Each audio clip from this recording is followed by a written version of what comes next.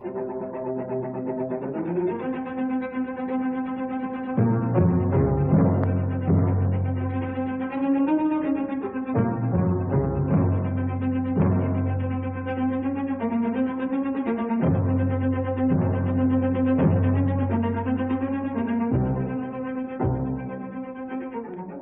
April 5, 1970, in Newhall, California, 4 California highway patrolmen were gunned down shortly before midnight by 2 armed suspects in the parking lot of Jay's Restaurant while in the process of making a traffic stop on a vehicle wanted for brandishing a firearm at a passing motorist.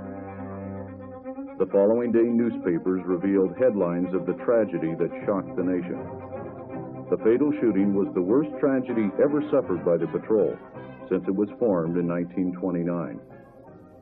The 4 officers, Walter C. Frago, 23, Roger D. Gore, 23, James E. Pence, Jr., 24, and George M. Allen, 24, all of the Newhall area. All 4 had been on the job less than 2 years. Sympathy, concern, and interest have been expressed by the people of the United States. The following telegram was received from the Michigan State Police. This department extends to you and the families of the 4 dedicated men deepest sympathy and profound regret. Your loss is felt keenly by the Michigan State Police and law enforcement officers across the nation. The first suspect, Bobby Augusta Davis, 27 years of age. Davis was arrested and convicted of bank robbery, armed robbery, assault on a federal officer, and attempted escape. During his time in prison, Davis made many statements to the effect that he hated policemen and would kill any who tried to arrest him again. After his arrest in 1964 for bank robbery, he recounted to a police detective that he was stopped by an Arizona highway patrolman who did not recognize him or was not aware that he was wanted. When asked what he would have done if he had been recognized by the officer, Davis looked the detective in the eye and said, "I'd have killed him deader than hell." The second suspect, Jack Wright Twining, 35 years of age. Twining was first arrested at the age of 15 for burglary in 1950 in Butler, Pennsylvania. Numerous arrests for Dyer Act violations followed until 1955, when he was charged with ADW on a police officer in Titusville, Florida. Charges of armed robbery and Dyer Act followed until 1956, when he committed a bank robbery for which he was sentenced to 20 years in the federal facility in New Orleans. He was released from custody on April 4, 1969. Davis had developed a grandiose scheme to build a nursing home in Houston, for which he needed $250,000. He intended to raise the money by robbing banks. He met Twining in Houston, Texas during the early part of 1970, and Twining agreed to participate in the robberies. Davis purchased 2 handguns, the .357 Magnum and the .38 Special used in killing the first 2 officers. Davis had to use his real name, as Texas law requires the display of a driver's license before guns can be purchased. He and Twining then robbed a market in Houston on March 13, 1970, of $6,800. Now having sufficient funds to embark on their crime spree, they decided to travel to California. They left together on a train from Houston on March 17, 1970, arriving in Los Angeles the next day. On March 19, 1970, they purchased the 1964 Pontiac from Cartown, USA, a car dealer located at 2828 South Figueroa, Los Angeles, under the name of Russell L. Talbert. Talbert is a resident of Winston-Salem, North Carolina, and was the victim of a burglary in which a driver's license, credit cards, and several weapons were taken in February of 1970, including the .44 Magnum carbine and the 2 .45 automatics found in the suspect's vehicle after the shooting incident in Newhall. Davis and Twining then left for San Francisco and the Sacramento area, looking for banks to hit. They arrived back in the Los Angeles area on April 3, 1970. They leased an apartment in Long Beach under the names of James W. Nash and Russell L. Talbert. Located at 40 Eximino Avenue, the apartment was close to several banks and within 2 blocks of the home of one of the managers of a nearby bank. The location of the apartment was determined after Davis's arrest, when he asked his mother to go there and obtain clean clothes for him. Sometime Sunday afternoon, April 5th, the 2 suspects drove to the Newhall area to practice shooting and to try out 2 walkie-talkies. It is believed that Twining had been dropped off along US 99 near Violin Summit, and Davis had proceeded south to test the range of the walkie-talkies. He was returning to pick up Twining when the incident involving the Tidwells occurred, hence there seeing only 1 occupant in the vehicle. At approximately 23:20 hours, Ivory Jack Tidwell and his wife Pamela were en route to Port Hueneme in a Volkswagen sedan. As he approached the area known as Pyramid Rock, Tidwell saw a late-model General Motors product, red in color, make a fast U-turn across the center divider directly into his path. He had to swerve into the left lane to avoid a collision, and his wife was awakened. The suspect vehicle pulled to the right side of the road and stopped.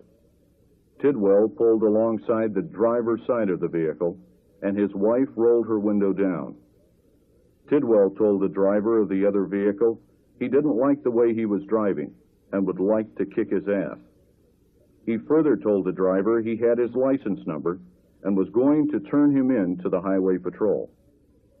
The driver, alone in the vehicle, called him a punk and pointed a 2-inch revolver at him. Pamela Tidwell became hysterical, and her husband, observing a truck approaching from the rear, told the suspect as a ruse that the CHP was right behind him.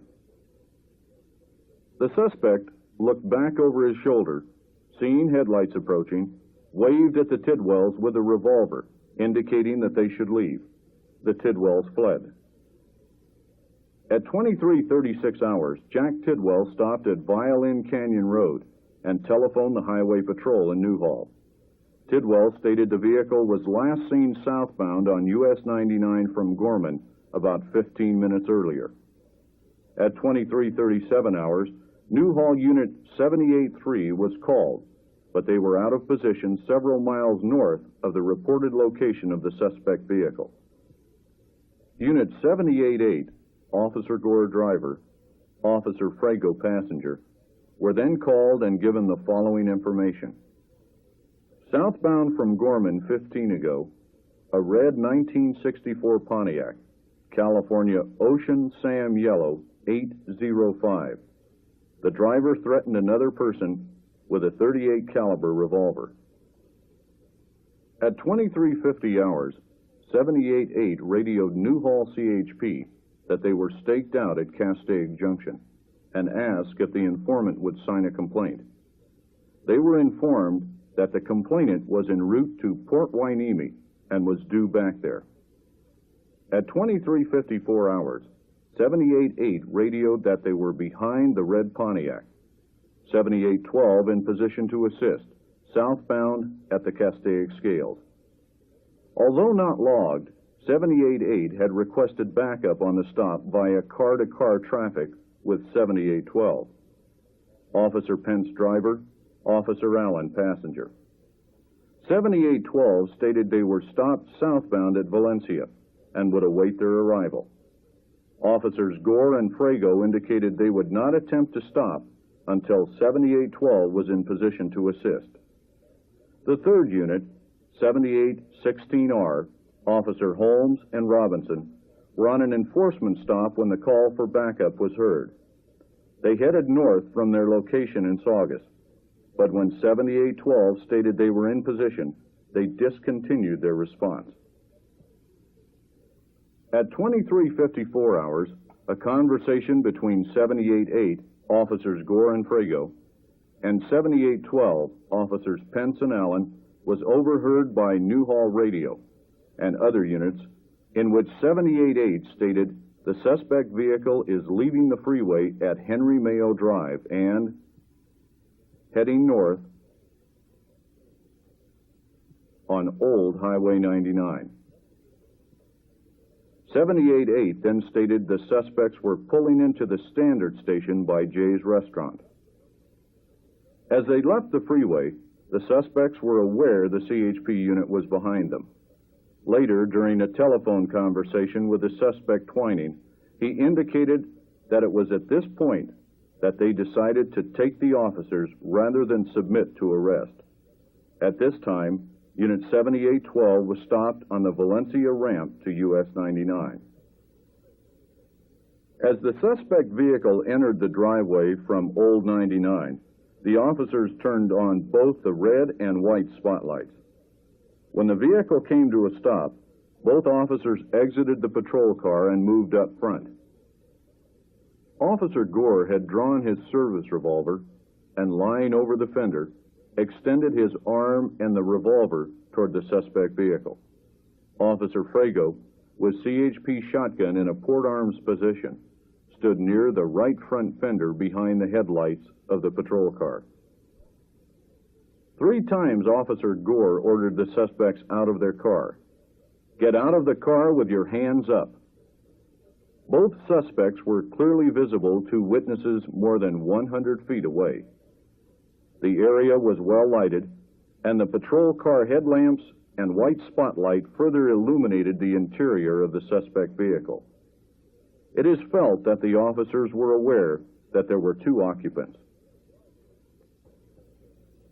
The driver of the suspect vehicle, Suspect Davis, got out of the vehicle. Officer Gore yelled, "I told you to get your hands up." The suspect raised his hands, and Officer Gore ordered the suspect Davis to spread his legs and lean against the left side of the Pontiac, and Davis complied. As Officer Gore advanced from his position at the left front fender of the patrol car, Officer Frago also advanced to the right side of the suspect vehicle. The passenger door was still closed. As he approached the right door, he was seen with a shotgun in a port arms position and reaching for the door handle with his left hand. It is not known whether he had chambered a round in the shotgun or not, but it is believed he had. At that moment, the door was opened, and Officer Frago was heard to yell, "Hold it," and begin to swing the shotgun down. The second suspect, Twining, turned in his seat and suddenly fired 2 shots from a 4-inch .357 Magnum revolver. Both bullets struck Officer Frago in the chest, inflicting through and through wounds. Officer Frago collapsed and died almost instantly.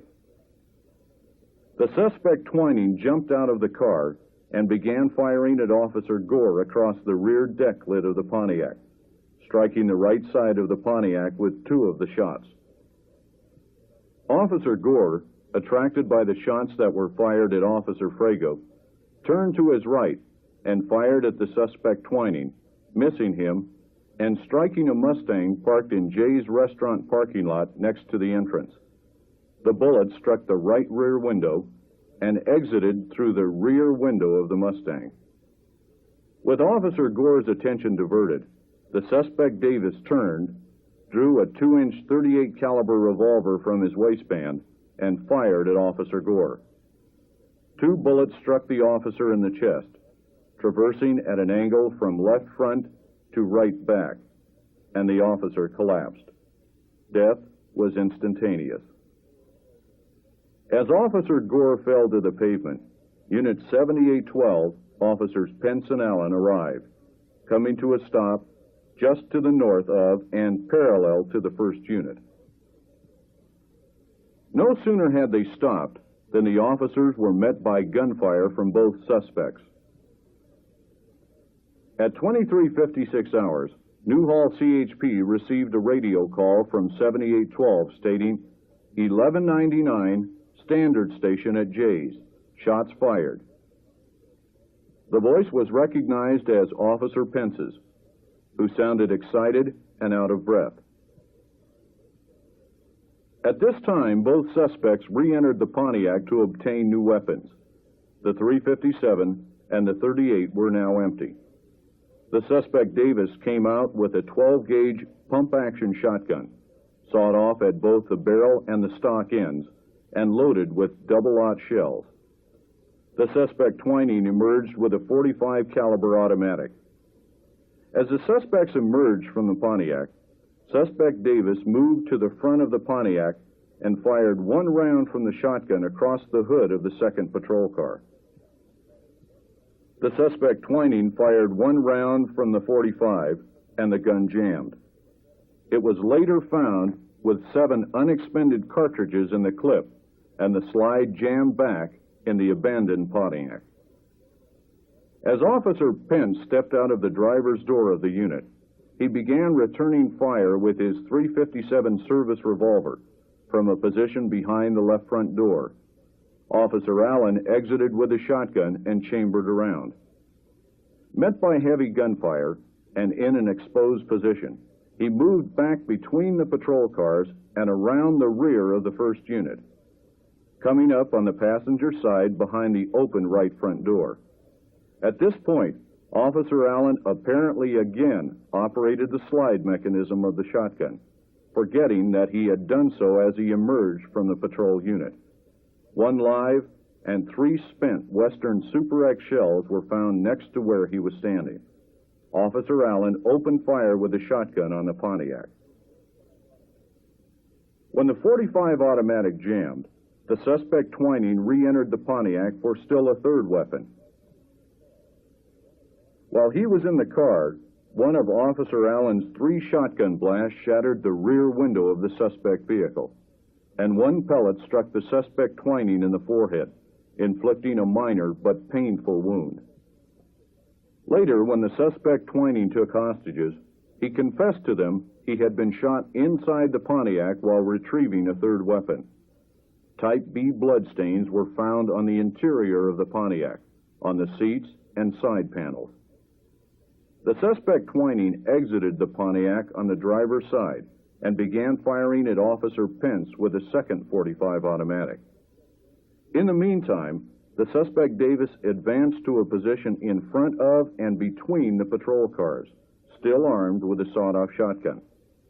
When Officer Allen realized his shotgun was empty, he retreated to the rear of Unit 78-8, dropped the shotgun, and began firing with his .357 Magnum revolver.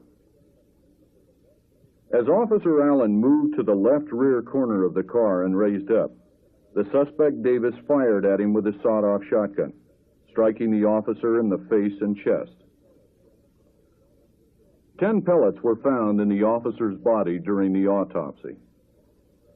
Mortally wounded, Officer Allen tried to hold himself up by leaning on the trunk of the patrol car.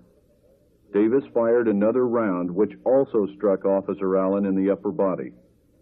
At this point, Officer Allen apparently discharged his revolver through the rear window of the patrol car. A bullet was recovered from the back of the front seat, which could have only been fired from the rear position. The suspect Davis moved back up the right side of the Pontiac and picked up Officer Frago's shotgun and attempted to operate the slide. After several seconds of manipulating the weapon, it discharged into the air. This factor leads us to believe Officer Frago had chambered around. The suspect Davis threw the CHP shotgun into the Pontiac and took Officer Frago's .38 service revolver from his holster. It was this weapon that was used against witness Ness and later witness Schwartz. Gary Dean Ness, 31 years of age, from the Saugus area. While both officers Pence and Allen were exchanging shots with the suspect, witness Ness arrived at the scene and observed the officers in their respective positions behind the patrol cars. He saw Officer Allen fall out from behind the protection of the patrol car. Leaving his car, the witness Ness ran to assist the fallen officer. he tried to drag Officer Allen out of the line of fire from the suspect Davis. When he was unable to move the downed officer, the witness Ness picked up the CHP shotgun and attempted to fire at the suspect Davis, but the shotgun was empty. The suspect Davis started firing at the witness Ness. Ness dropped the shotgun and picked up Officer Allen's revolver laying at his feet. The witness Ness held the weapon in both hands and fired one shot, single action. A fragment struck the suspect Davis in the upper middle portion of his chest. When Ness tried to fire at Davis again, he found the revolver was also now empty. When Officer Pence ran out of ammunition, he kneeled at the left rear of his unit and started reloading. Suspect Twining moved out to the left side of the Pontiac, where he had a clear shot at Officer Pence. He fired at least 4 shots with the .45, striking Officer Pence twice in the lower chest and twice in the upper legs. One of the leg wounds struck a bone and caused a compound fracture. Badly wounded, Officer Pence fell to the ground. The suspect Twining then approached along the left side of the patrol car to a position near the left rear fender and fired point blank into the back of the officer's head. Just before he fired the fatal shot, the suspect was heard to yell, "I've got you now," or words similar to those. He later told investigators that he was mad about the head wound he had suffered. It hurt like hell. Traces of blood of the suspect Twining's type B, were found on the left rear door of the unit, where he had leaned over to shoot Pence. When he saw Officer Pence was down, the witness Ness abandoned further attempts to help the officers and ran to a ditch situated along the edge of the road. As Unit 7816R, Officer Holmes and Robinson arrived at the scene, the witness Ness ran up to their unit. Officer Holmes and Robinson stopped just south of the 2 patrol units, parked in the entrance to the standard station at Jay's Restaurant. Time, 23:59, 4 1/2 minutes. From the time of the stop by Officers Gore and Frago until Officers Holmes and Robinson's arrival at the scene, 4 1/2 minutes. As they came to a stop, they observed one suspect, Davis, moving toward the Pontiac. Officer Holmes fired 2 rounds with his service revolver. The first at the suspect and the second at the vehicle as it accelerated away. Officer Robinson exited the unit just as the suspect Twining fired at him, the bullet striking the now open right front door. Officer Holmes informed Newhall Radio of 3 officers shot. 2 are 1144 and 1 seriously wounded, requested an 1141. He further reported that the suspect vehicle last seen southbound on Old Road. At this time, the 4th officer had not yet been observed. Officers Holmes and Robinson split up when the suspect vehicle accelerated away. Officer Holmes approached the patrol cars and checked the officers for signs of life. It was at this time that he observed the 4th officer down, Officer Gore, and determined that Officer Allen was the only one still alive. Officer Robinson, now joined by other officers arriving at the scene, began a systematic search of the vehicles in the parking lot in the area in which he had seen the suspect vehicle disappear.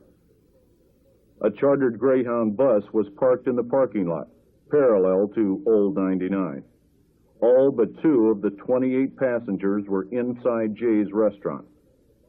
Also, 2 males were working on the lights of their boat trailer, parked next to the bus, and witnessed the entire incident from approximately 100 feet away.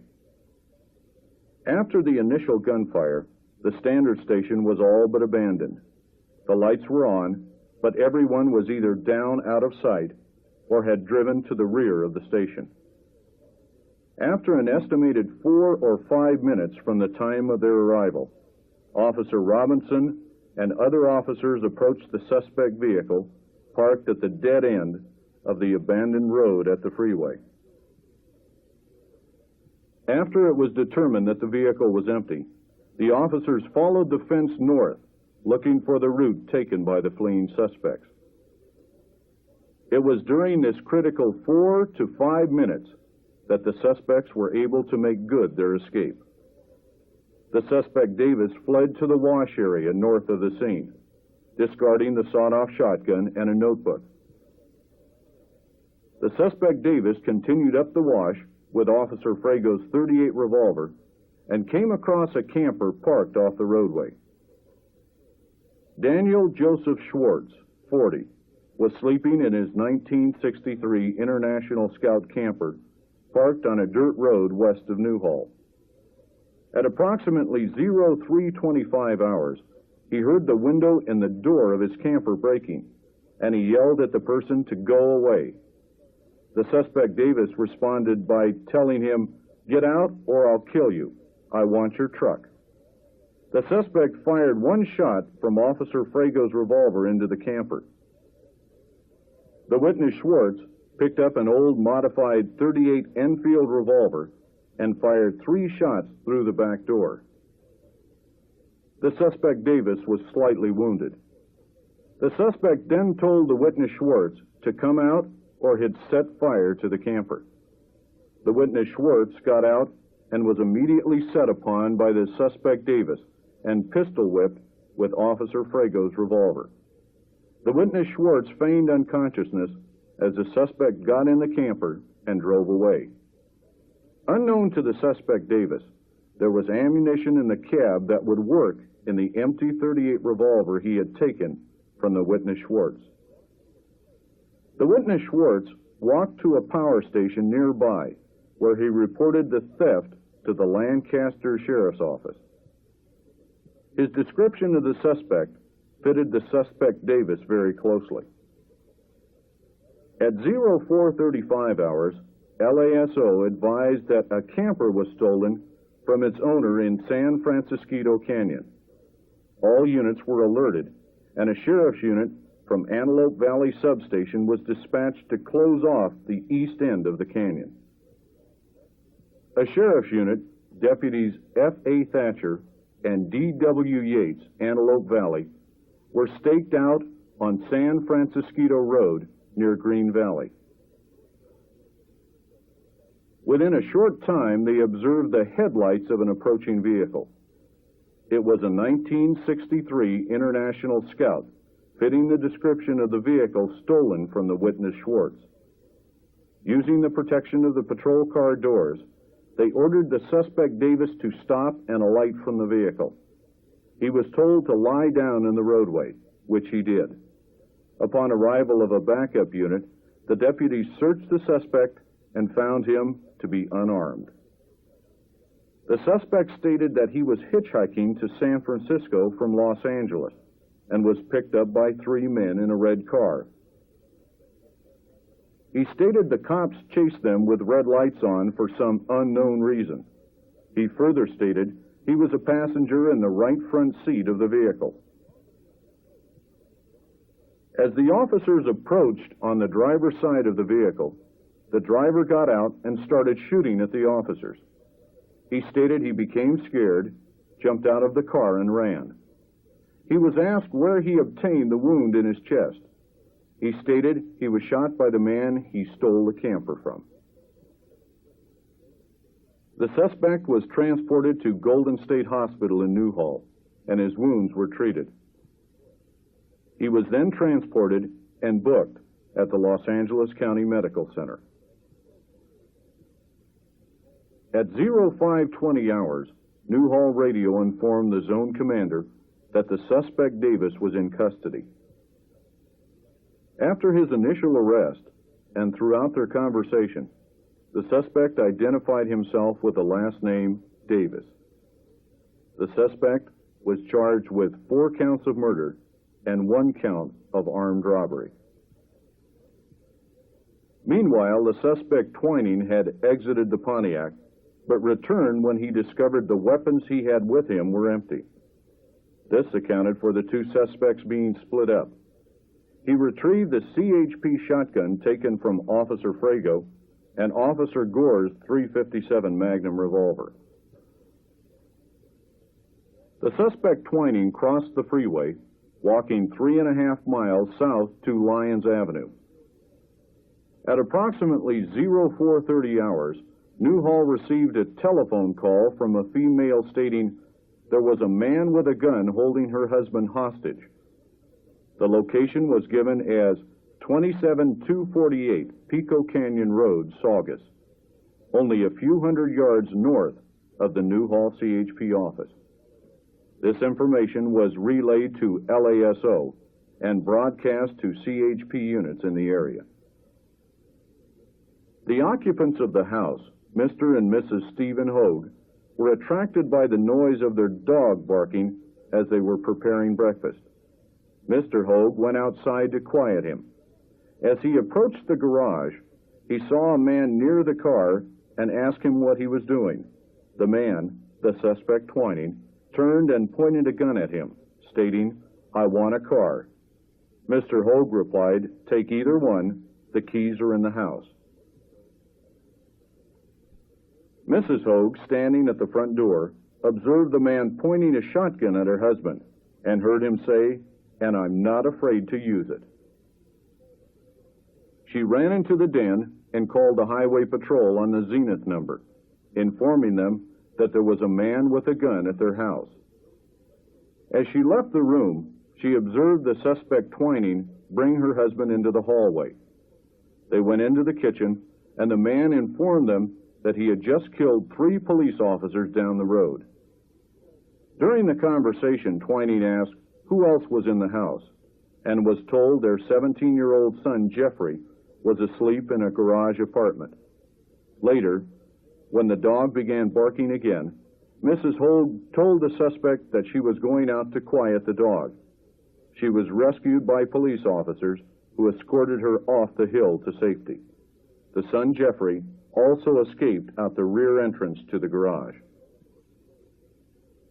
Between the time that Mrs. Hogue gained her freedom and the ultimate entry into the residence by sheriff's deputies, telephone communications with the suspect Twining was established. The suspect Twining indicated that he would not come out. During his conversation with sheriff deputies, the suspect Twining indicated that as the officers approached the vehicle on the passenger side, he, indicating Officer Frago, got careless, so I wasted him. During a conversation with a reporter from the San Francisco Chronicle, who had somehow learned the telephone number of the Hogue's residence, the suspect Twining stated that he had killed all 4 officers. What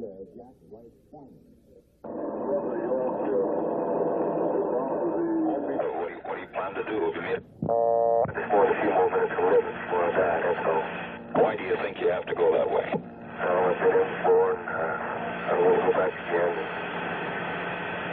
I think it's better for me to open that and let them do it for me. Of course, if you're held in California, you know, there hasn't been an execution in California for a long time. Nobody killed 4 highway patrolmen in a long time either. Yeah, but if you had a good attorney, you know, they could put the thing off for several years, and there's a pretty good chance you could come out of it with your life. Well, I don't expect it. At approximately 0800 hours, a communications line between the Hogue resident and the USC Medical Center was established to permit the suspect Davis and the suspect Twining to talk, with the call being monitored by sheriff's deputies. During the conversation, the suspect Davis encouraged Twining to surrender, but the suspect Twining indicated that he was going to kill himself rather than go back to prison. During further telephone communication, the suspect Twining agreed to release the hostage, Stephen Hogue. At a few minutes after 0900 hours, Mr. Hogue came out the front door, apparently unharmed. The suspect Twining was visible in the doorway just behind the hostage. At 0920 hours, the suspect was informed that he had until 1000 hours to come out and give himself up.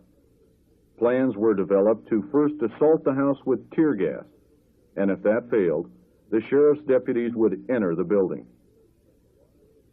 At 10:02 hours, a barrage of tear gas began. At 10:15 hours, 4 deputies with flak vests and gas masks entered the house. Several shots were heard, and the deputies reappeared outside. They stated they were unable to see anything due to the heavy concentration of gas. At 10:22 hours, sheriff's deputies re-entered the house and worked their way toward an interior hallway. A loud explosion was heard, and the deputies were showered with numerous small particles which they assumed to be shotgun pellets. Subsequent investigation revealed most of these projectiles to be pieces of plaster and human bone, resulting from the self-inflicted shotgun blast by the suspect Twining. Believing they were being fired upon, the deputies returned the fire with shotguns and .357 Magnum revolvers. When the smoke and gas cleared, the suspect was observed lying in the hallway with a major portion of his head blown away. In addition, several other wounds inflicted by the return fire of the sheriff's deputies were observed.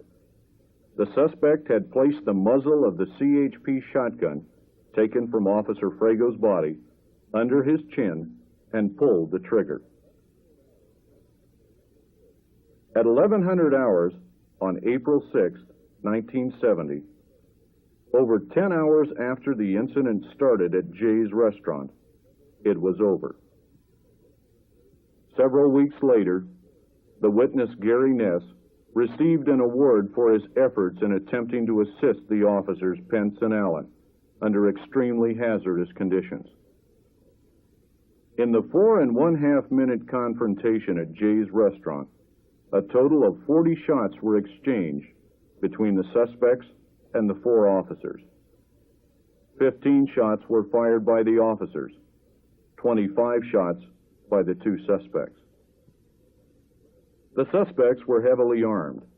Included in the suspects' arsenal were a .38 Special Airweight, a 4-inch .357 Magnum, 2 .45 automatics stamped property of the U.S., a sawed-off shotgun 12-gauge, a .44 Magnum Ruger automatic rifle found in the trunk in a jammed condition, and an 18-inch machete. Additional ammunition, handcuffs, makeup kits, and lists of bank managers were found in the Pontiac and the Long Beach apartment when it was searched. Consider these additional factors. First, the gun battle occurred in a well-lighted area. Second, the officers had the initial advantage and backup was nearby. Third, the officers failed to achieve accurate fire. They struck the Pontiac, but not the suspects. Fourth, the suspects had a preconceived plan to take the primary unit when they took the Henry Mayo off-ramp. Fifth, the suspects were expert in the use of firearms, both avid hunters, and they had adequate firepower in the vehicle with them. Sixth, the type of call, brandishing a firearm, is a very common type call for the Newhall area, especially on weekends. Newhall is a rural area located 25 miles northeast of Los Angeles and is used frequently as a hunting area for the Los Angeles residents. And seventh, this was not really an ambush. The primary unit knew it was making a high-risk type stop. By the time the second unit, containing officers Pence and Allen, rolled into the situation, the 2 suspects had a total of 8 operable weapons between them. The recommended procedures to prevent this type of tragedy are: N, never approach a felony or a high-risk type stop until all occupants are out of the vehicle. E, evaluate the offense for what it is, not for what it appears to be. W, wait for backup units to arrive before proceeding or leaving yourself unprotected. H, have a plan of action for this type of situation before becoming committed. A, always maintain the advantage over the suspects. Avoid a one-on-one situation. L, look for anything unusual when approaching the scene as a backup unit before you roll into a loaded situation. L, leave the scene. Drive by, through, or around the scene when in doubt. In review of these procedures, what factor caused such a tragedy? One word: time.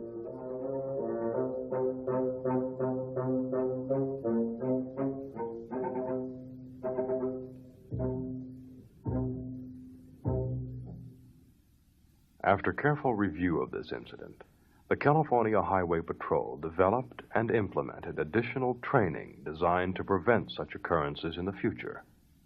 This slide program is provided to other law enforcement agencies with the hope that they too might benefit from this experience.